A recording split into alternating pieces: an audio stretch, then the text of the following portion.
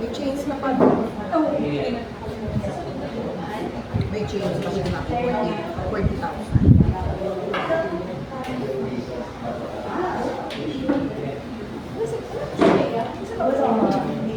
Nasa Laguna City yan may ilan niya. Kasi may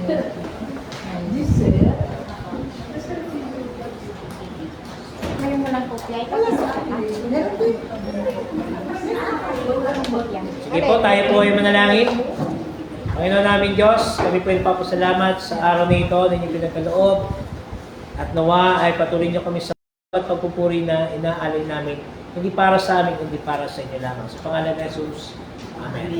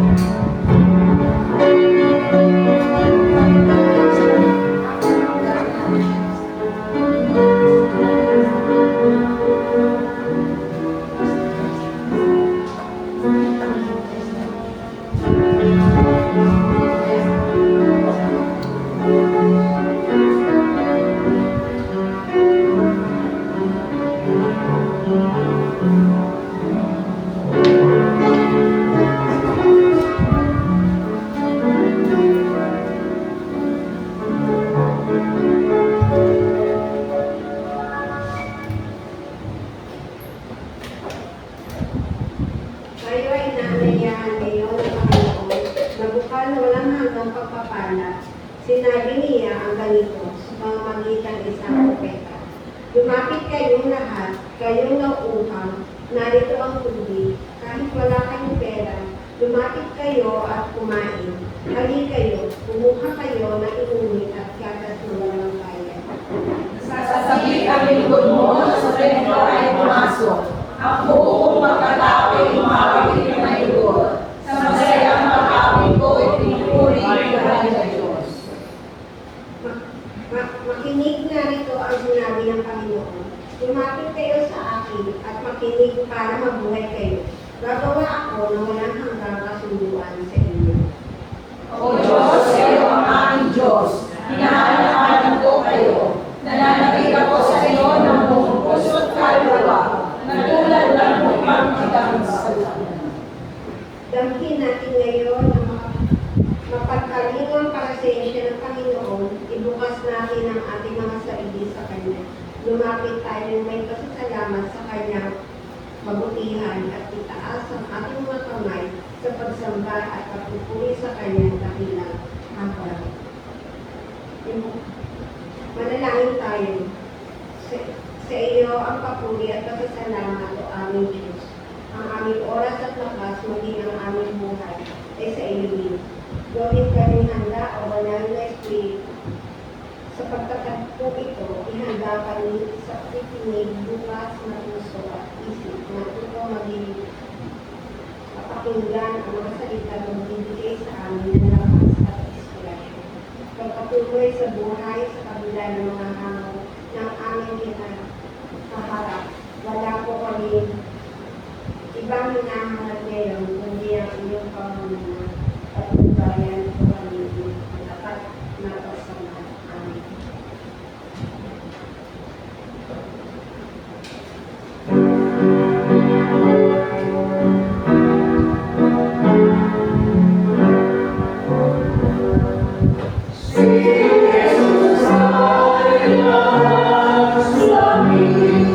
Buhay, buhay, buhay.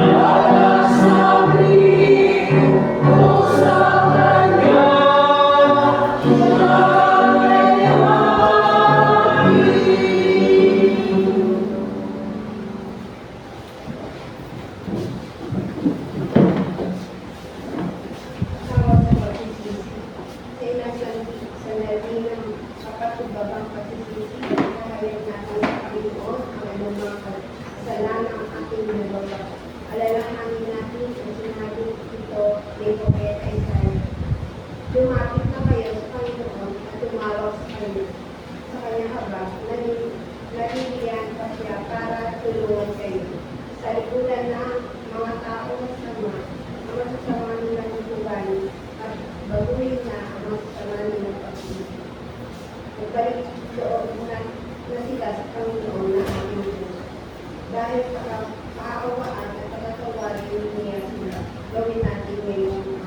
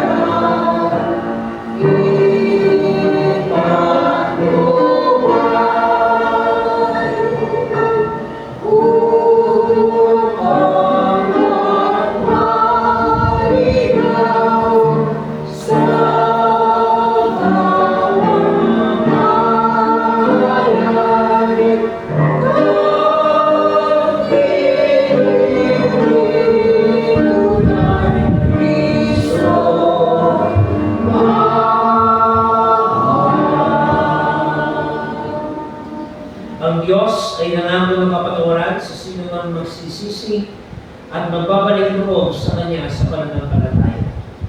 Hindi man natin matalos, hindi maunawaan ang pag-iisip at pamamaraan ng Diyos, sapat na para sa atin ang katiyakan, ang laging hangad ng Panginoon para sa atin ay ang lalong mabuti. Kaya naman, pasalamatan natin siya sa Kanyang biyaya at kabutihan. Ipakita natin ito sa pamamagitan ng mga binago nating buhay. Nawa ang Diyos ang magpanatili sa atin sa kapayapaan at kagalakan ng buhay na walang hanggan. Amen. Bayan ng Diyos sa ating tanggapin ang pagpapatawad at pag-ibig ng ating Panginoon. Atin pong ipahayag ito sa pamamagitan ng ating pagkakamayan at pamabatian habang inaawit po natin ng This is the Day at susundan po ng I Love You with the Love of the Lord. Ngayon po tayo lahat at magawin tayo. This is the day that the Lord has made, that the Lord has made. We will rejoice and be glad in it, and be glad in it. For this is the day that the Lord has made. We will rejoice and be glad in it. This is the day that the Lord has made. Ito ang araw na gawa ng Diyos. Ay masaya at purihin siya, Oh, ito ang araw na gawa ng Diyos. Ay masaya at purihin siya. Ito ang araw na gawa. I love you in the love of the Lord. Yes, I love you with the love of the Lord. I can see in you the glory of my King. Yes, I love you with the love of the Lord. Oh, I love you with the love of the Lord. Yes, I love you with the love of the Lord. I can see in you the glory of my King. Yes, I love you with the love. Oh, Manita. Oh, mahal kita sa Panginoon. Oh, mahal kita sa Panginoon. Nakikita ko palwalatian. Oh, mahal kita sa Panginoon. Napag natin ang Panginoon. Tumagay.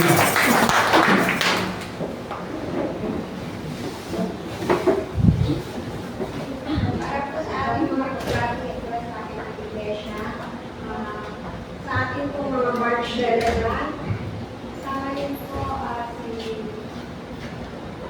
March 21, Sister Dios Aquino.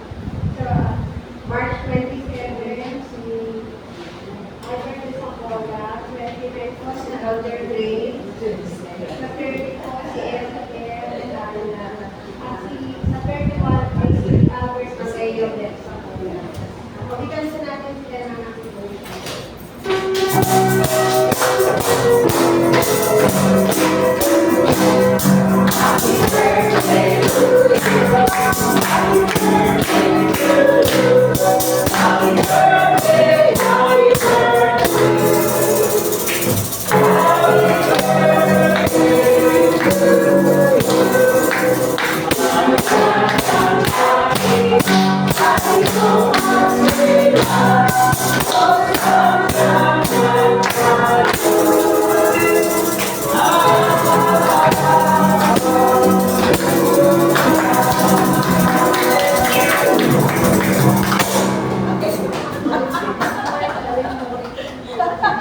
Father Honor ay galing kay Jenny Desio.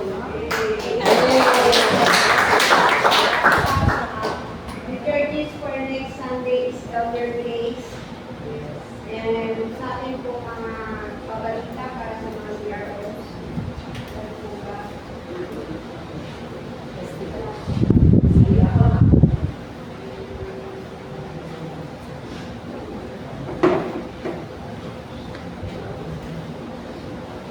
Magandang umaga po. Good morning. Ayan. Good morning. Good morning. Tayo po'y nagpapasalamat sa Panginoon dahil tayo po muli ay nandito sa ating bahay sambahan. At may mga kapatid pa tayong dumadating. Magandang umaga po sa inyong lahat. Ayan.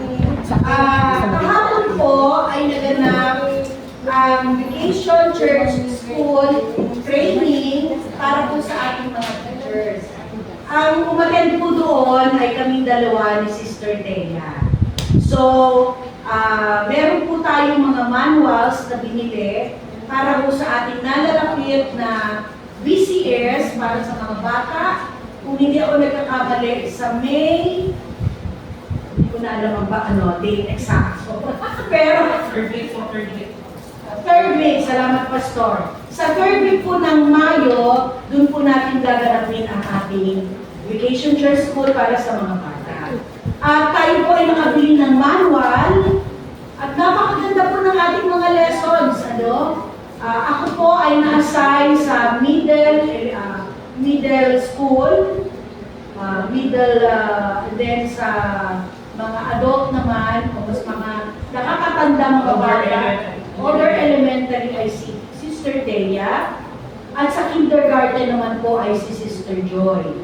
Kaya po kami ay nananawagan sa mga teachers natin bukod sa aming tatlo na tumulong sa ating gaganaping Vacation Church School. At alam ko po, nag-volunteer din si Sister Dana at saka si yung anak mo na si Eunice.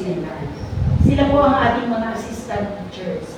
At tayo po ay mag-iimbitahan ng mga bata, hindi lamang po dito sa simbahan natin, pati doon sa mga bata doon sa kina Ate Elder Becca, saan na kayo, Ate Becca?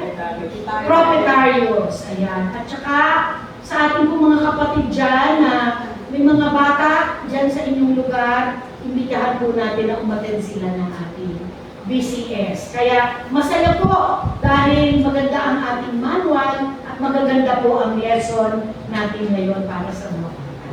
So salamat po. Kung may nakalimutan man po ako, ay ipagpatawag na ninyo at maaalala ko na lang sa inyo. Thank you. Thank you.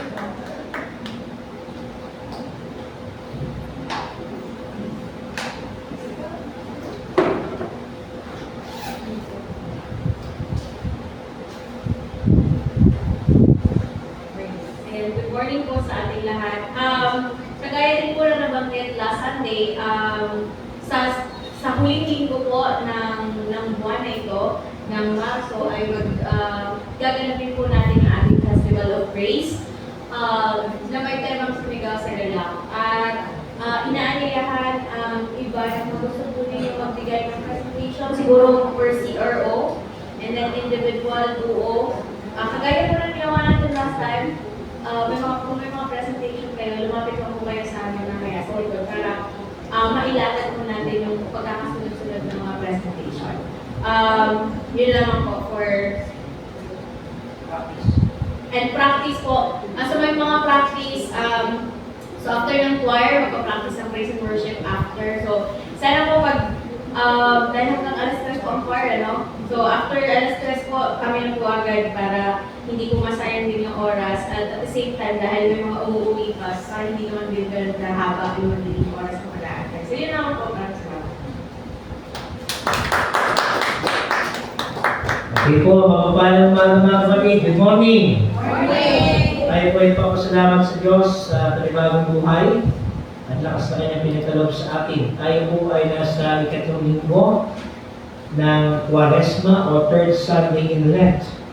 Pero tayo po ay nasa ika-4 na linggo ng Marso. At sa susunod pong linggo, bukod po sa Festival of Praise na yearly ay ginaganap ng Iglesia Local nito, ay isasagawa rin po natin ang LCSMC Sunday. At meron po tayo panahuling tagapagsalita sa katauhan po ni kapatid na Jester Del Rosario. Ang ating pong kapatid na Jester ay ministerial student po o mag-aaral sa Union Theological Seminary. So siya po ang officially ay isinugo siyempre ng ating Panginoon. Pangalawa ng ating pong konferensya para po magbahagi ng mensahe next Sunday. Ano po? So nawa po ay panalangin natin ang preparasyon po, paghahanda para sa Festival of Praise at the same time ay Lowland Cavite South Manila Conference Sunday. Ganun din po ay nagagalap tayo na makapiling ang ating pong kapatid from Surigao. Ano? Siya po ay member doon sa ating church doon sa barangay, ano nga po dito? Palayan. Ano? Sa katauhan po ng ating kapatid na Junil Ariol. Junil, pwede tumayo po. Welcome po sa ating church. Junil po ay nauwi dito sa Harrison. Naghahanap po siya ng trabaho.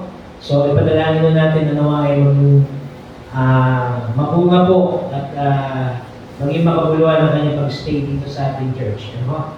At nawa ay makapaghanap ka na ng hanap buhay. Ganun din po, salamat po tayo sa Panginoon sa mga patuloy po na nakiisa sa sambahayan po ng Pardo sa kanila pong pinagdaan ng challenges. Ano? Last Sunday po kapiling natin ang Pardo family at dinala po nila yung urn ng ating kapatid na Moring. So nawa po kaliwan kapayapaan ng Diyos ang patuloy po na manahan sa sambahayan ng Pardo. At meron din po tayo nilang mga pabalitan. Medyo malungkot. Una po ang ating Bishop Emergencio Padillo ay nasa piling na po ng ating Panginoon. Actually, last week, siya po ay na-confine doon sa kanilang hometown sa Bohol. Actually, umuwi na po siya sa Bohol. And nung na-confine po siya, yun, dinawian na po siya ng buhay. So, dinuron po siya from, I think, Tuesday. At ngayon na po ang kanyang living. Ano? Hindi po sa kanyang hometown support. So, nung isang araw po, nagkaroon tayo ng online service sa pamumuno po ng PCU Manila. Simultaneous po yun. Yung ilang mga church workers po natin at family members ni Bishop nandun sa Bohol, naka-online siya. Ano? And dito po sa PCU Auditorium ay pinamunahan din ng ating mga kapatiran doon ang Thanksgiving service sa ating pong Bishop. At ganun din po yung isang professor po ng Union Theological Seminary, si Pastor Afri Soto Joy, ay nasa piling na rin po ng Panginoon. Magkasunod po silang namatay, ni Bishop the same day. At kinremate naman po kahapon o nung isang araw. So medyo on my part, natibalangkot po ako kasi yung mga nauna na, mga ninang at ninong ko po sa kasal. No? Sa kasal. Si Ninang Orin Pardo, at si Ninong Bishate, at si Ninang Afri Soto Joy. So nawa po aliwan ng Diyos ang sumakanila po lalo tigit sa mga naiwang pamamahal sa buhay. Okay po, so paalala na po mga kapatid sa ating mga adjustment sa ating schedule. Ang ating pong Sunday School, sisigapin po natin magsimula on time ng alas 9 ng umaga. At 9:45 po ang choir rehearsal bago mag-worship service para po ma-enhance po natin ang ating choir. And then 1 to 3 p.m. ang regular choir practice po during Sundays na. Wala na po yung Saturday choir practices every Saturday. So, kasama ko natin sa panalangin, alam ko medyo mag-adjust po tayo. Ano ito yung first Sunday ng ating adjustment, naman ay magtuloy-tuloy po ito sa mga susunod pang panahon. Okay, so meron pa ba tayo ng mga pabalita pa? May mga bisita ba tayo yun? Bukod kay Janelle, wala naman ako. Yung nagsimba uli, si Ate Sharon. At saka sino po? Yung James. O si James. Okay, so salamat po at tinukod ng Panginoon ang ating matagal na panalangin. No? Na kayo yung ating mga kasama. Okay, and of course, yung galing Japan na pamilya. Ano? Salamat sa Safe Travels, tsaka pag-iingat ng Panginoon sa pag-alis at sa pagbalik. Okay? Kung wala na po tayong mga pabalita, tayo po ay tumayo sa binangtanda ng paggalang sa pagbasa ng ating mga batayang talata. So,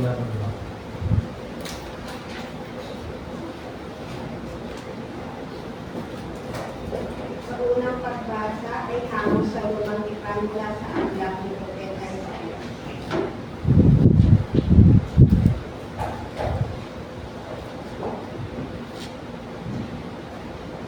Ang habag ng Diyos.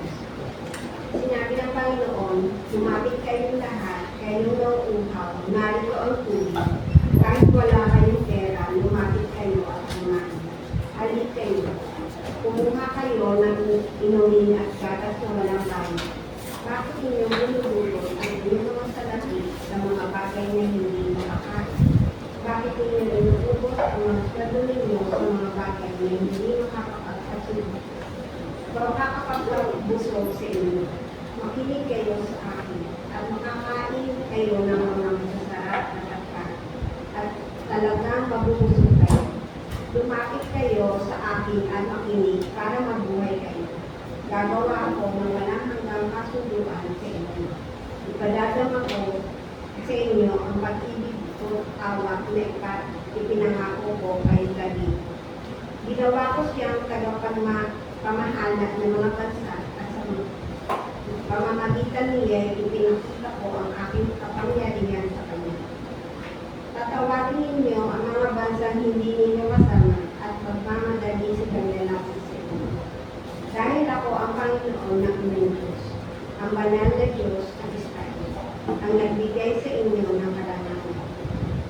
Lumapit na kayo sa Panginoon at tumawag sa Kanya habang naninirealitas niyo para tulungan kayo.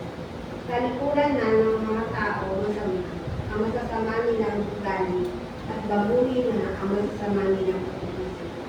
Magbalik loob na sila sa Panginoon na ating Diyos dahil kaaawaan at patatawarin niya sila. Sabi ng Panginoon, ang pag-iisip ko ang hindi katulad ng pag-iisip ninyo at ang pamamaraan ko ay hindi katulad ng pamamaraan ninyo. Kung gano'n, kalayo ang langit sa lupa, gano'n din kalayo ang aking pamamaraan at pag-iisip kaysa sa inyo. Ang salita ng Diyos. Salamat sa Panginoon. Para po sa ating sabong na pagbasa, ay hango sa unang linggo. Mga kapatid, nais ko malaman ninyo ang nangyari sa ating mga ninuno noong panahon ni Moses. Silang lahat ay nalilingang ng tulad sa kanilang paglalakbay at sa pagtawid sa dagat Kailan. Sa gayon na mabismuhan sila lahat sa ulap at sa dagat, hindi na mga nasunod ni Moises. Kumain silang lahat ng iisang pagkain espiritual at uminom din sa iisang inuming espiritual, sapagkat uminom sila sa batong espiritual at sumudalaybay sa kanila at ang batong iyon ay si Kristo. Gayunman, hindi pinalugdan ng Diyos ang marami sa kanila, kaya't nagkalat ang kanilang mga bangkay sa ilang. Ang lahat ng mga nangyaring iyon ay babala sa atin upang huwag tayo maghanap ng masasamang bagay gaya ng ginawa nila. Huwag kayong sasamba sa mga Diyos-Diyosan gaya ng ginawa ng ilan sa kanila. Ayon sa nasusulat, bumuo ang mga tao upang magkainan at mag-inuman at tumayo upang magsayaw. Huwag tayo makikiyapit gaya ng ginawa ng ilan sa kanila.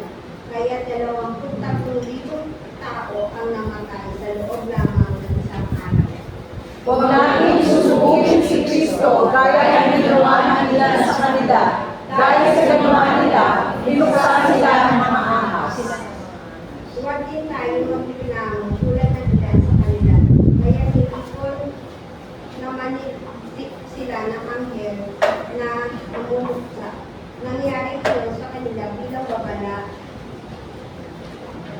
sa iba at isinulat upang tayo naman namumuhay ngayon, mga huling araw ay maturuan. Kaya mag-iingat ang sino ang nag-aalalang siya'y nakatayo at baka siya magpagawad.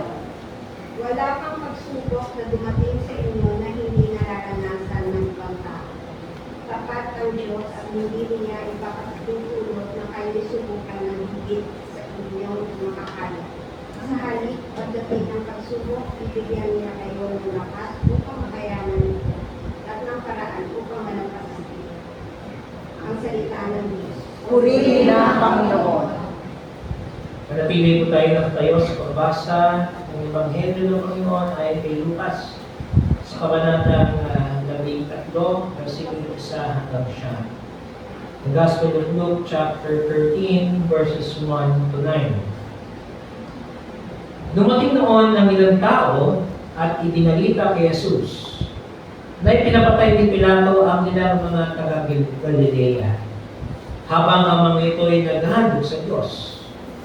Sinabi niya sa kanila, akala ba ninyo dahil sa sinapit nilang iyon, higit silang masama kaysa sa ibang mga taga-Galilea? Hindi. Ngunit sinasabi ko sa inyo, malibang magsisi kayong talikuran ang inyong mga kasalanan, mapapahamak din kayong tulad nila.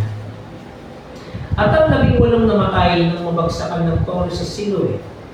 Sa akala ba ninyo higit silang makasalanan kaysa sa ibang naninirahan sa Jerusalem? Hindi. Ngunit sinasabi ko sa inyo, malibang magsisi kayo talikuran ang inyong mga kasalanan, mapapahamak din kayong tulad nila. Sinabi pa sa kanila ni Jesus ang talinghagang ito, may isang taong may tanim na puno ng igos sa kanyang ubasan. Minsan, tinignan niya kung may bunga ang puno. ngunit wala siyang nakita. Dahil dito sinabi niya sa tagapag-alaga ng upasan, 3 taon na akong pumaparito at naghahanap ng bunga sa puno nito, ngunit wala akong makita. Putulin mo na, nakakasakit lang yan. Ngunit sumagot ang tagapag-alaga, huwag po muna nating putulin ngayon. Uhukayan ko po ang palibot at lalagyan ng pataba. Baka sakaling mamunga na sa susunod na taon. Kung hindi pa, saka po ninyo ipapupol.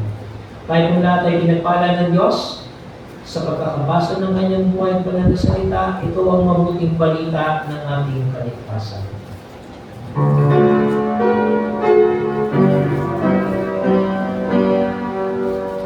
Ang salita ng Diyos ay mayaman, may inuperlas na lunan. Kung sasalisin araw-araw, may karating tunod ang buhay. Ang salita ng Diyos ay may laging nagdidinig ang bukas. Kung sa kamay ng Diyos ilalagaw, ang yaman na ang kinakirang.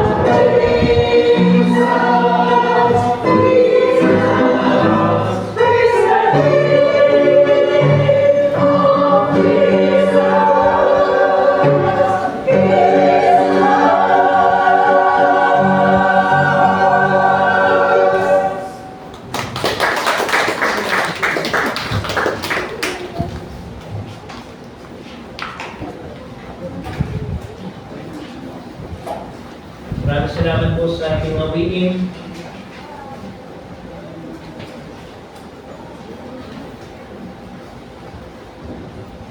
Noong nakaraan ko po ay ating itinaos ang iba't ibang mga pagsambang masasalamat sa buhay ng ating pong namayapang kapatid, ng ating kapatid na Oring Pardo. And noong nakarang araw nga po ay ating itinaos naman ang pagsambang masasalamat sa buhay ng ating namayapang Bishop Tech Padillo. At yun din po sa ating Pastor Afri Soco Joy. Katulad po ng aking nabanggit, sila po ay hindi iba sa akin sapagkat sila po ang aming piniling ikalawang magulang. Medyo masakit. Tatlo pong mga ninong at ninang po ang umano na. Subalit ang layunin po ng Diyos ay hindi po natin matatalos. Mas mainam na po yung kanilang kalagayan ngayon. At yun naman po yung ating dapat ipagpasalamat sa Panginoon. At hayaan niyo ho munang alayan po sila ng awiting sa pagkakataon ito. Ito po ay pinamagatan Jesus ng aking buhay mula po sa Himig Esuita.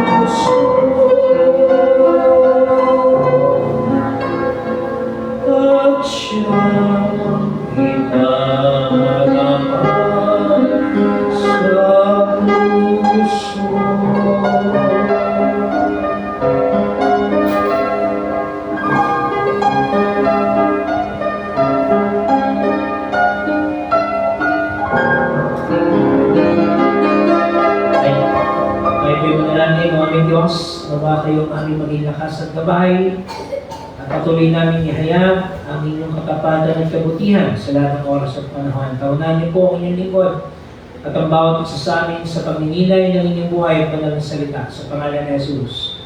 Amen. Noong nakaraang araw po, bilin ko sa ating Ate Grace, Kuya Joey, Giselle, sabi ko sa kanila, total nasa Japan kayo, meron akong assignment sa inyo. From Nihongo language, i-translate nyo ang 5 kanta to Filipino. Ano na po yung mga kantang yun? Unang-una yung Voltes 5. No? Sabi ko, i-translate nyo yan. Pangalawa po, yung Saigo ng Iwaki. Alala niyo pa ba yung kantang yun? Hindi nyo na maalala? Oo. Kakantayin ko pa, total kumanta naman na ako. Saigo no Iwaki, and one and only. O yun. Pangatlo po, yung Itsumo. Naalala niyo po yung kantang yun? Oh, Japanese song yan na parang medyo may pagka-disco. At saka po yung Pizzicato 5. Ano? So lahat po yan, ewan ko lang kung nagawa mo ni na at Grace. Yung translation. Anyway, tayo po ay nasa ikatlong linggo sa panahon ng Quaresma. O ikatlong linggo po sa panahon na patuloy natin kinikilala ng Diyos ang pinagmulan at sa Diyos din tayo magbabalik. Yun lagi po ang ating patuloy na pinaninilayan sa panahon ito. At sa tuwing meron pong papanaw na mahal sa buhay at kapatid po natin sa pananampalataya, ito po ang ating laging pinagtitibay ng Diyos ang pinagmulan at tayo rin ay magbabalik sa Kanya. Ang una po nating pagbasa ay mula po sa aklat ni Propeta Isaías. At kung mapapansin po natin mula po sa panahon ng Adviento hanggang sa panahon ng Quaresma ay iisa po ang tema ng aklat ni Propeta Isaías. Ang pagbabalik loob sa Diyos at ang matapat na pagsisisi. Ito po yung central message lagi ng ipinapahayag ni Propeta Isaías. Ang pagbabalik loob sa Diyos sa pamamagitan ng matapat na pagsisisi. At ito po ay mayroong karugtong na salita, ang pagtalikod sa kasalanan. Madalas po ang tao ay inakikitaan ng pagsisisi kapag unang-una, pag nahuli ka na sa ginagawa mong mali o kasalanan. Actually, meron pong ibang mga pilosopo, sinasabi nila, hanggat hindi ka nahuhuli, huwag kang aamin. Tama po? Actually, ganyan din minsan ang bilin ng mga abogado. Huwag kang aamin sa harap ng korte. Kaya sabi ko kay Laya, sigurado ka ba mag-aabogado ka talaga? Kasi yung totoo dyan, iti-twist mo. Ano? Sasabihin mo na maski si Panchito ay o si Palito ay mataba, pero sa katotohanan ay payat. Gagawin mong mataba yan. Ano? Nalala niyo po ba si Palito, mga kapatid? O yung artista po na payat, ano? talagang ititwist mo yan. Pero isang bagay po na nais nating bigyan ng pansin sa umagang ito, na ang pagbabalik loob sa Diyos ay kinakailangan ng matapat na pagsisisi at pagtitiyak na tayo po ay hindi na magbabalik sa ating ginagawian na pagkakamali. Kasi ang nature po ng tao, tayo po ay nasasanay sa ating mga kinagisnan at kinagawian na uri po ng pamumuhay. At malinaw po ang sinabi sa ating talata na ang una nating dapat talikuran ay ano? Ang masasamang ugali. Ano? Sabi po dito, talikuran na ng mga tao masama ang masasama nilang ugali. Okay, pag sinabi po natin masamang ugali, ano po yung una pumapasok sa atin mga kapatid? Una po na yung arrogance. Yung arrogante tayo. Ibig sabihin, may mga bagay naman na pwede natin idaan sa maayos na pamamaraan ay nagiging, magaspang yung ating approach. Sa halip na pwede naman natin idaan sa mahinahon na pananalita, ang ilan sa atin po o ang ating po kainan, tayo po ay pasigaw na nasasalita. Pero may mga tao po talagang ganon. At talagang ika nga, hindi naman nila intention na ipahayag ang ganong klase ng mensahe. Pero sinasabi po natin dito, may mga pag-uugali po tayo na dapat nating pinagninilayan. At sa sarili po natin ay ating kilala ang ating mga sarili kung ano-ano ang ating mga masasamang ugali. Hindi naman ibig sabihin na hindi kayo pinautang ay masama na yung ugali ng hindi nagpautang sa inyo. Huwag naman kung gano'n. Ang nais na po natin bigyan ng pansin dito ay ang pagdudulot ng banal na spirito, lalo tigit sa kanyang mga bunga na ating pong laging pinangahawakan. Ano po ba yung fruit of the Spirit? Nalala pa ba natin yan mga kapatid?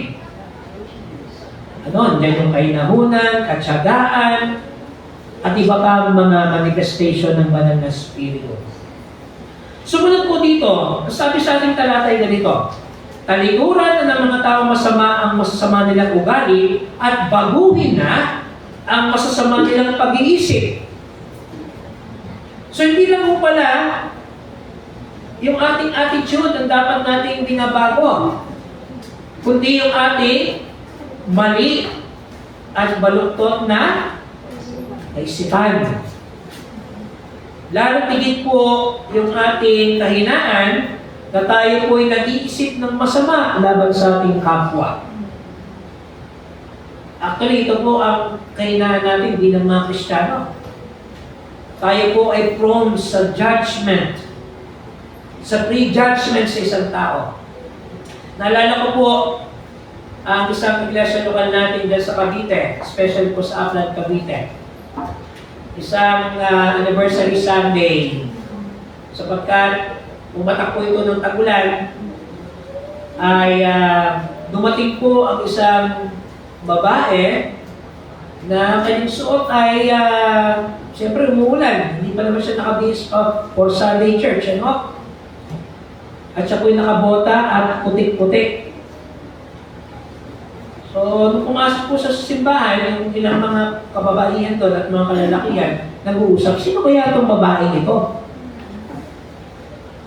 Sabi nung isa, sige, puntahan mo na nga ako, sabi mo. Sinalubong naman yung isa. Maganda naman po yung gesture niya, kasi inopera niya na pumasok sa church. Pero sa loob-loob niya, nagdududa pa siya, nag-iisip kung sino pa talaga yung babaeng yun. So, ang ginawa po niya, in-interrogate niya and in-interview. In a nice manner naman. Sabi niya, sino po ba kayo?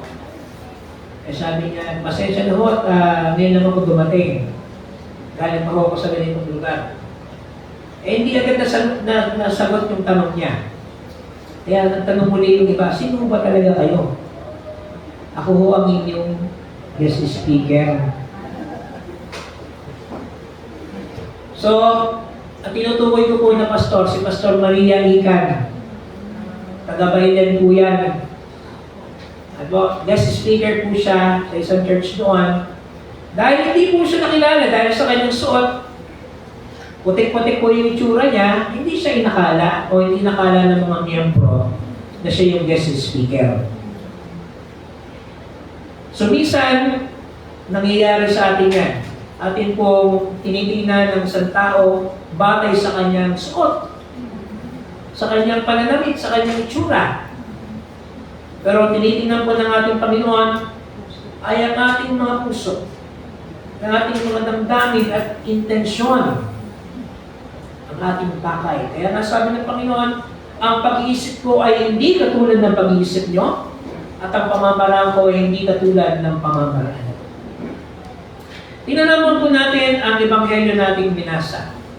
Actually, ito po ay pagsisigunda, pagpapatibay po sa una nating pagbasa ng kahulugan ng pagsisisi at pagbabalik loob sa Diyos. At ang hamon sa atin upang ating talikuran ang ating mga kinagawian. Actually, dito po tayo medyo nahihirapan eh. Nagsisisi po tayo, tumihingi ng tawad sa Diyos, pero yung pagtalikod dun sa ating ginagawian, yan ang very challenging sa atin. Kasi nasanay na tayo. Ano po ba yung mga kinasanayan na natin? Sa loob ng simbahan. Alam niyo na yan. Ulitin ko pa po ba? Late tayo dumadating sa church. Kasi nasanay na tayo. Umaga po tayo nagigising, bumangon na tayo mga kapatid. Kasi sabi po ni Heber, gising ka man kung di ka kikilos, parang patay ka rin. Diba? Gising ka nga, pero nakahiga ka pa rin. Ay sabi mo, maaga pa. Maya-maya, oras na pala. Saka ka magmamadali.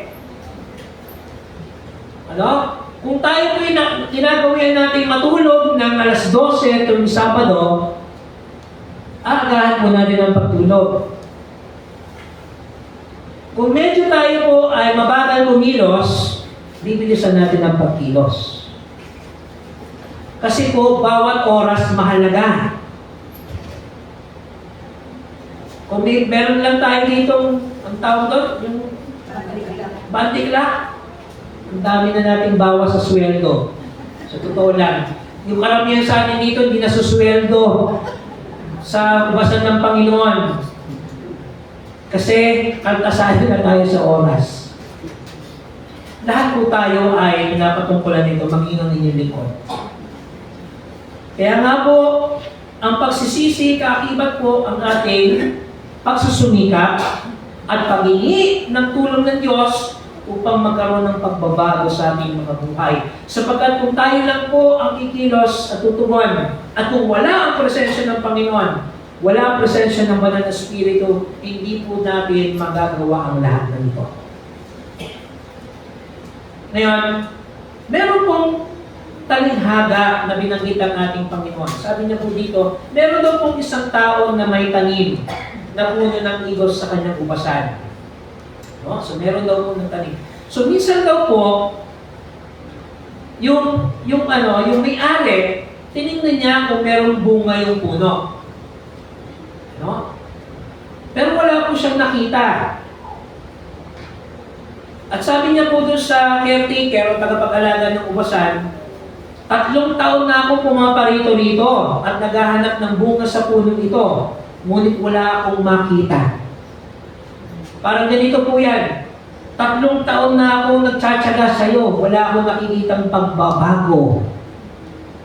Wala akong nakikitang bunga sa'yo.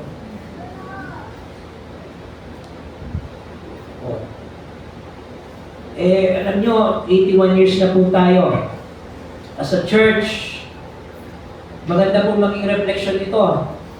Kumusta na kaya ang ating pagbubunga bilang mga mananampalataya? Kumisan, yung iba sa atin, nasanay na lang. Sinasabi niya, Masanay ka na lang dyan sa taong yan. Ganyan na talaga yan. Tama mo ba? O kaya naman, huwag mo nang stressin ang sarili mo. Kasi sasakit lang ang ulo mo, bayaan mo na lang sila. Narito po ang ating Diyos na nakikita ang ating mga kakulangan at kahinaan bilang mga lingkod. Siya ang Diyos na nakauunawa sa atin. Take note mga kapatid. Nakikita ng Panginoon ang ating kakulangan at kahinaan bilang mga lingkod niya. Subalit siya rin po ang mas nakauunawa sa tulad natin na mga makasalanan at kinakailangan ng kanyang habag at presensya.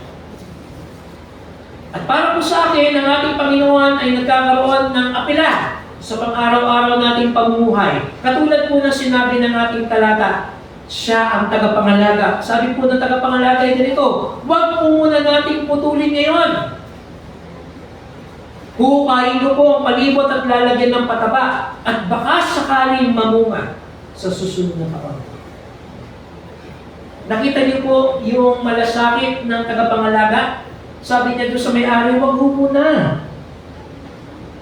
Huwag niyo munang putulin yan. Baka sakali. Gagawin ko po ng paraan. Ano po yung sasabihin ang gagawin niya? Kaya ko po ng palibot at lalagyan ng pataba. At baka sakaling mamunga na sa susunod na taon. Meron pong appeal. Meron pong paghingi ng second chance.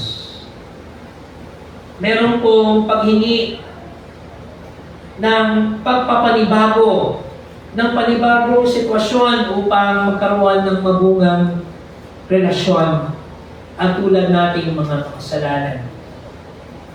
At tulad ko po ang bawat isa sa atin sa punong ito, na minsan po hindi tayo nagkakaroon ng bunga sa mata ng ating kapwa.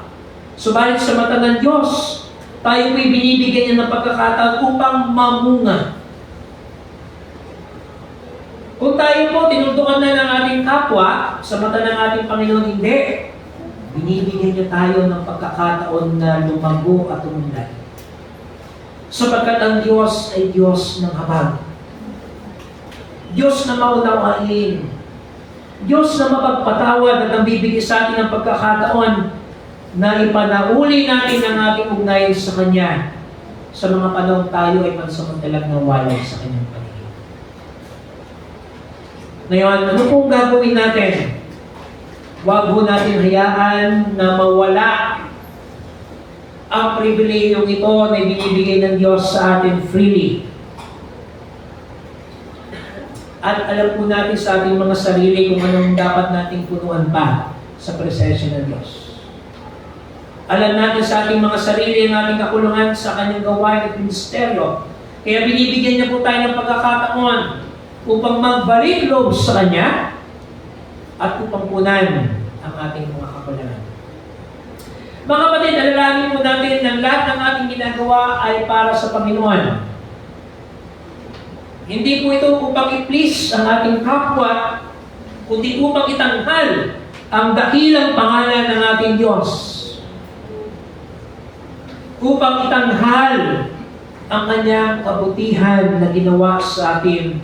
Upang itanghal ang Kanyang katapatan na patuloy po natin nararanasan hanggang sa ngayon. Sa kabilaman na tayo hindi nagiging tapat sa Panginoon, nananatili siyang tapat sa ating mga buhay.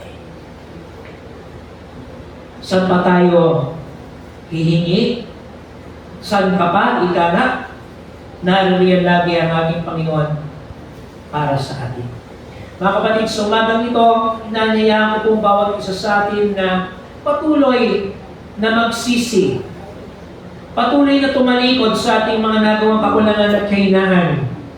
At sikapin po nating baguhin ang ating mga masasamang ugali, ang ating mga maling kaisipan, ang ating mga kahinaan, sapagkat ang Diyos ay Diyos ng habag. Sa pangalan po ng Ama, ng Anak at ng Espiritu Santo. Amen.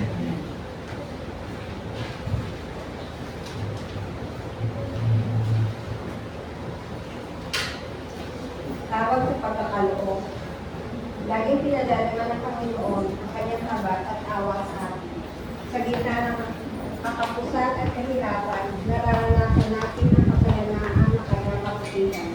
Halina, ihatod natin ngayon sa Kanya ang ating mga kaloob na alay, mga pangako at ikapulo ganda ng ating pasasalamat.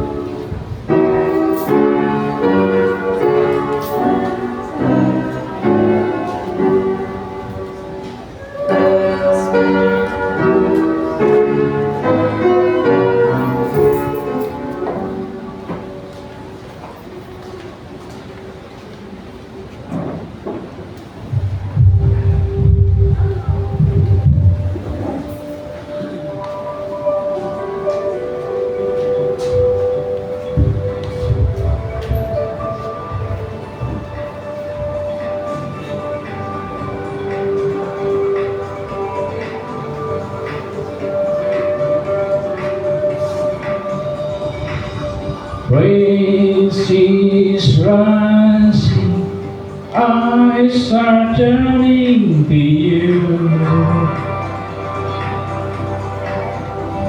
Return to you. Home is staring, heart I yearning for you. It's long for you. Ocean sea, burning strength to peace today. And you're racing, all our race was away. Was our way, oh Sam, oh Sam, you're the girl who saved us, worthy for our praising. Oh Sam, oh Sam, come your way among us, miracle you heal, Jesus.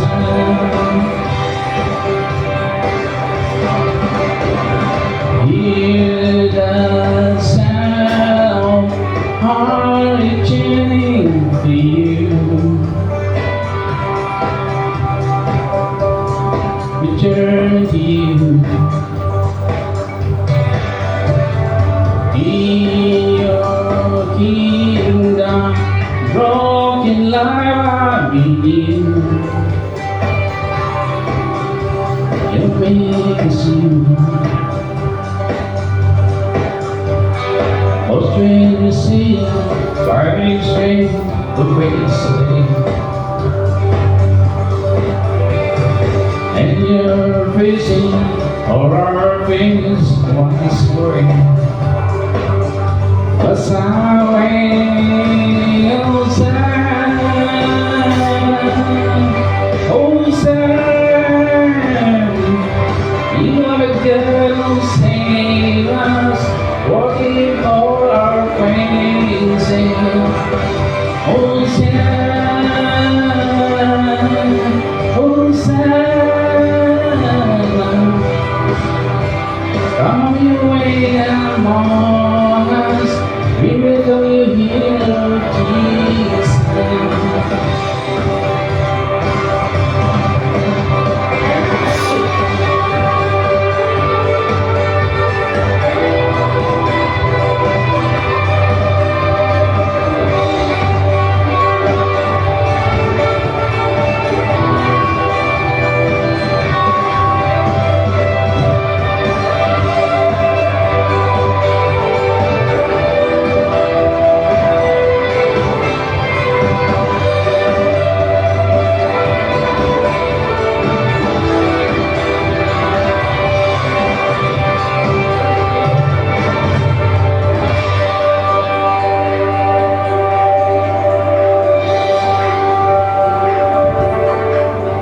Lucia, by the sand to waste.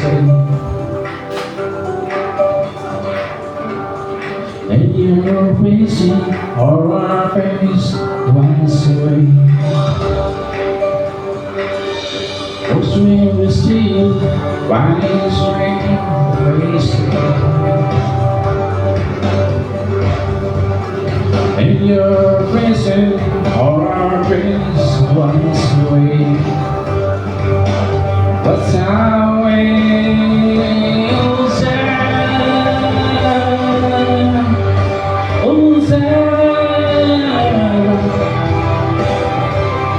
you are down, save us, forgive all our praises.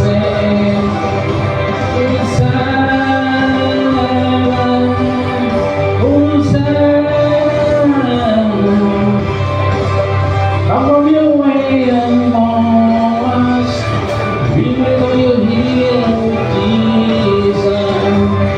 Hosanna, Hosanna. You are God who save us, forgive all our praises. Hosanna, Hosanna. Welcome you among us, we will you heal, Jesus. Will you, yeah. I'll do it.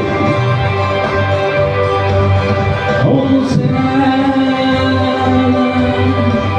Hosanna, Hosanna, Hosanna.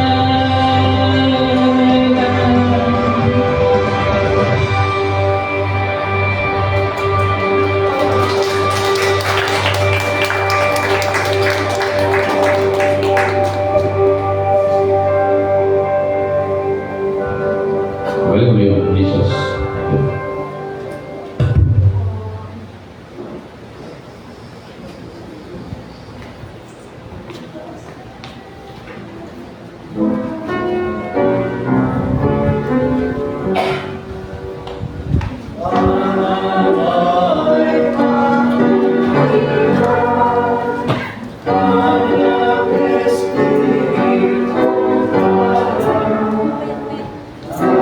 Thank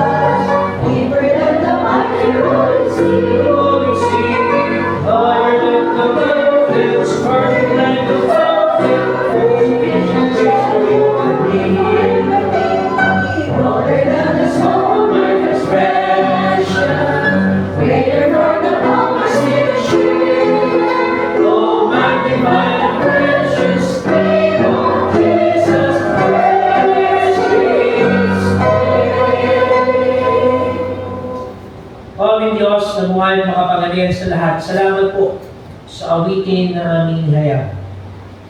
Ang inyong habag, ang patuloy namin pinanghawakan sa mga oras nito. Sa inyong habag, o aming Panginoon, kami ay merong katangian at merong kabuluhan sa mundo ito. Sa inyong habag, kami ay may pagkakataon upang kayo aming paglingkuran. Sa inyong habag, Panginoon, kami ay inyong kinakasangkapan upang maging daluyan ng pagpapala patungo sa aming kapwa.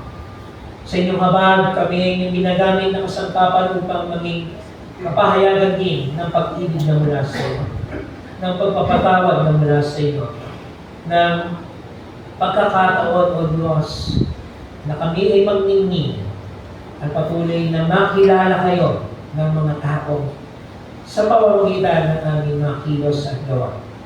Panginoon, kami po ay patuloy na humihingi ng kapatawaran sa inyo, O aming Diyos, sa aming mga nagawang kakulangan at kailangan. Lalo higit sa isip, sa salita at sa gawa.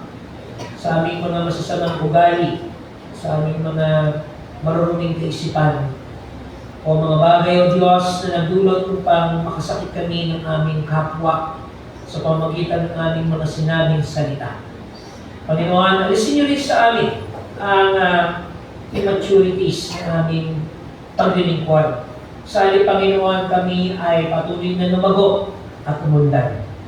Kung meron man kami mga narinig ng mga hindi magagandang salita sa aming kapwa, Panginoon, ituring namin ito na pamamaraan upang kami ay lumago at umunlad. Kung may nakita kaming katitisuran sa aming kapatid at sa aming kapwa, ay huwag namin itong gawing dahilan upang kami ay hindi maglingkod sa inyo. At sa halip, Panginoon, sa mga hamon at pagsubok na aming nakikita at kinakaharap, tingnan namin ito bilang paraan upang kami magpatuloy sa inyo, upang kami lumago at umunlad bilang inyong mga anak at bilang inyong mga lingkod. Panginoon, nawa ito namin at isentro ang aming atensyon sa inyo. Kayo ang Diyos namin pinaglilingkuran at hindi ang aming kapwa-tao. Kayo, Panginoon, na dahilan ng aming pagtitipon sa mga oras na ito. Kayo ang Panginoon na siyang magiging dahilan pa namin sa mga susunod na panahon. O kaya, O aming Diyos, nihiling namin na mangusap muli at kumilos ang inyong banal na Espiritu sa aming mga buhay. At nawa, magbunga ang lahat ng ito sa pamamagitan din ng aming pagtugon, sa pamamagitan ng aming patuloy na pagsusumikap na lumago at umunlad sa inyong dakilang pangalan. Panginoon, magpuna nawa namin hayaan na kami ay mabulid at mapansot sa aming paglilingkod sa inyo. Kung may mga tampot galing na namumutawi sa aming mga puso, Panginoon, sa mga nakalipas na panahon, nawa ipagkatiwala namin ito sa inyo. At huwag nawa itong maging dahilan upang kami ay mawalay sa inyong paningin. At pagkus, Panginoon, kami bilang inyong mga anak na pinatawad, kami na bayan na inyong pinatawad, ay magpatawad din sa aming kapwa, lalo tingit sa mga nakasala sa amin. Panginoon, pagsumikapan naman namin maglingkod sa inyo ng may katapatan at ng may pagmamahal. At hindi po namin magagawa na nag-iisa ang lahat ng ito, kundi sa pamamagitan naman ng inyong pangunguna. Panginoon, salamat po sa inyong mga anak at lingkod na nagdiwang ng kanilang kaarawan sa nakalipas na mga araw. Salamat po sa buhay na inyong dinagdag sa aming kapatid na Eliza at kapatid na Jake, na nagdiwang po ng kanilang kaarawan sa nakalipas na araw at panahon. Ganoon din sa aming kapatid na Sharon, na nagdiwang din ng kanilang kaarawan. Panginoon, hindi po pinapadalangin ng iba pa namin mga kapatiran kung sa mga oras dito ay nakakaranas sa iba't ibang mga hamon ng buhay. Kayo, Diyos, ang siya nakababatid ng aming kalalagayan at sitwasyon. O kaya, Panginoon, patuloy namin pinagkakatiwala sa iyo ang lahat ng aming mga kapatiran ito.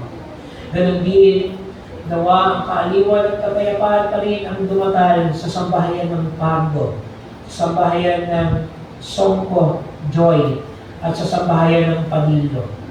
Nakamakilalang po o aming Panginoon ay nakaranas ng kalungkutan sa pagpanaw ng kanilang mahal sa buhay.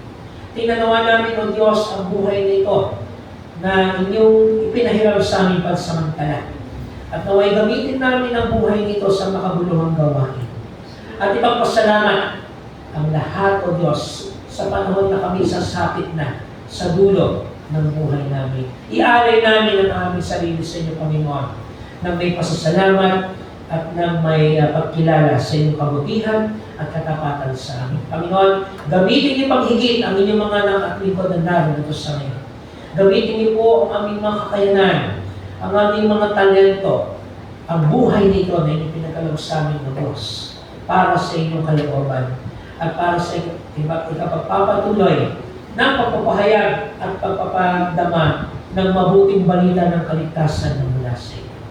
Panginoon, ingatan niyo po ang bawat isa sa amin pansamantalang paghiwalay, sa aming mga gawain sa linggong ito, sa aming pagsusumikap na may taguyan ng aming pamilya, sa aming mga kapatid na mga mag-aaral na darao sa kanilang paaralan, at sa iba pang mga kapatid namin na mga manggagawa, mga guro, at iba pang mga may kakaharapin na mga responsibilidad o Diyos, ay patuloy namin pinagkakatiwala sa inyo sa mga panahon ito at sa oras nito. Panginoon, baguhin niyo po ang bawat isa sa amin at patuloy namin pinangahawakan ang iyong pangako na patuloy ninyong igagawan ang mga pagbabago nito sa aming mga buhay. Ito po ang aming pagsama at panalangin ng may pasasalamat sa tanging pangalan ni Jesus, naming Panginoon at Tagapagligtas. Amen. Sa pagtatapos ng ating pagsamba, magpapatuloy ang ating mga gawain. Pumayo tayo ngayon, taglay ang lakas na nabubuhat sa Diyos. Lagi natin isaalang-alang ang kanyang mabuting kalooban. Maaari ang pag-iisip ng Diyos ay hindi katulad sa atin, ni ang kanyang mga pamamaraan. Maasahan natin tuwinan ng Diyos ay hindi malayo sa atin. Hangarin naman natin palagi ang kanyang presensya. Siya lamang ang ating kasapatan. Manatiling matatag sa kanyang mga pangako. Dali natin palagi bilang sandata ang kanyang mga salita. At nawa ang kanyang pag-ibig na mahalaga pa sa buhay ang magsilbi natin lakas. As si Kristo na tubig ng buhay ang pumawi ng anumang ating pagkatuhaw. At ang Espiritu Santo ang magsilbi natin gabay at kalakasan. Pumayo tayo ngayon ang handang ibigin at paglingkuran ang isang Diyos, ang Ama, ang Anak at Diwang Patnubay. Amen.